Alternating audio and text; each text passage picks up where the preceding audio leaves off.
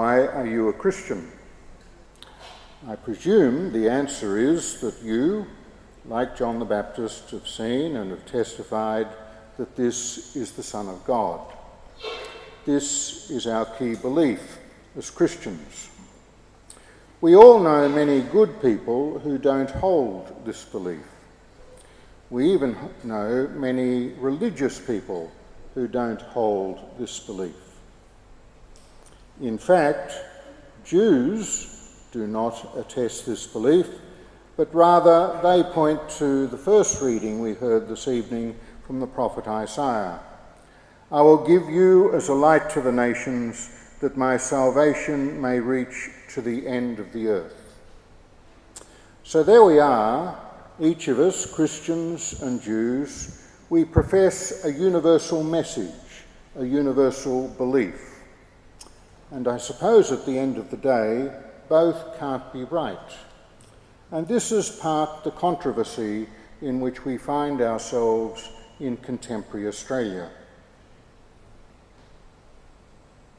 I think it was well put the other day by the Anglican bishop appearing before the parliamentary committee. See, one of the controversies this week is that it was proposed to set up a new offence of publicly promoting or inciting racial hatred. Now, a person would be guilty of that offence if they intended to disseminate ideas of superiority over another person, thereby causing a reasonable person in that group to be intimidated. Now, as the Anglican bishop rightly said, by their very nature, religions make truth claims about superiority. I believe that Christianity is superior to Judaism. I don't believe that Christians are superior to Jews, but I believe that Jesus is the way to heaven. Let me put it out there. If this is going to end me subject to a 5-year criminal sanction, there's a real problem with this law from those competing truth claims. So here we are living in a society, a very pluralistic society like contemporary Australia, where we have good Christians, good Jews, good Muslims, good Hindus, and good members of all sorts of religions and none. We also know that we have in our society some Islamic preachers who have preached hate, and they've done it by quoting verses from the Quran or from various hadiths. The question is, how is one to address that hate while at the same time dealing with our freedom of religion? And before we Christians get too self-righteous, thinking it could never apply to us, you might remember that on Good Friday we proclaim the Gospel of John, don't we?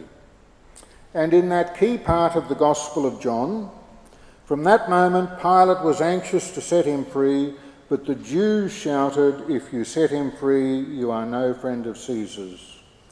"Here is your king," said Pilate to the Jews. Take him away, they said. "Crucify him."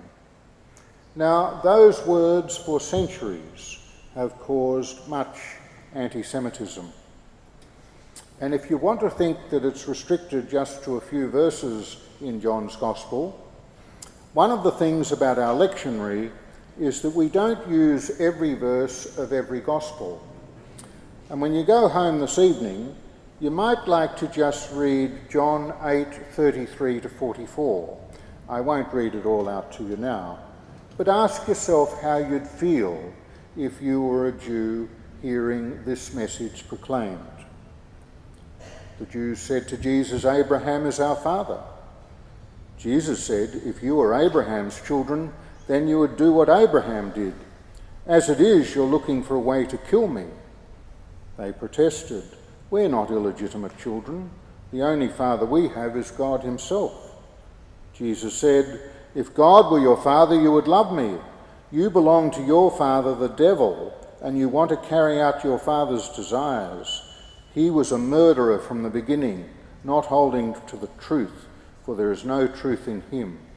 When he lies, he speaks his native language, for he is a liar and the father of lies. These are very confronting words, even in our own scriptures. So we, as contemporary Christians, we are called to proclaim love and respect for all, including those who profess the Jewish faith. We're also hoping that our politicians can find a way where they can outlaw hatred, which causes so much harm to the Jewish community at this time, while at the same time maintaining a proper respect for freedom of speech, freedom of religion, and freedom of association. So, in the week ahead, as our politicians meet in Canberra, let's hope that they can contribute to our social cohesion.